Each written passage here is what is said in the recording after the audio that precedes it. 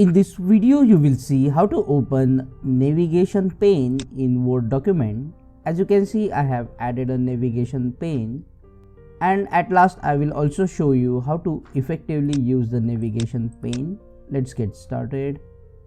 First, to show the navigation pane, you need to go to the View tab. After clicking on the View, you will see here the option Navigation Pane.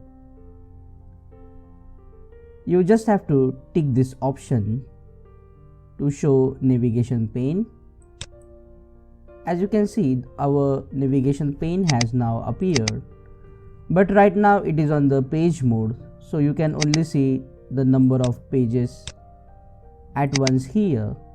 But if you want to see chapter wise navigation pane, then you need to click on this document map option, and now you can easily click on the chapter number to navigate quickly to that specific page.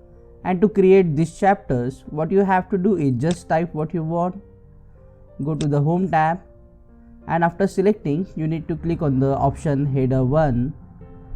Similarly, you have to do chapter 2 and chapter 3.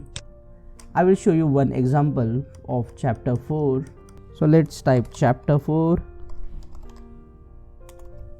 and selecting the chapter 4 and clicking on heading 1. As you can see, we have created a chapter 4 heading. So if I want to go to the first page, I can click on chapter 1 and directly go to the first page. Click on that like button, comment below and let me know if this video solved your problem.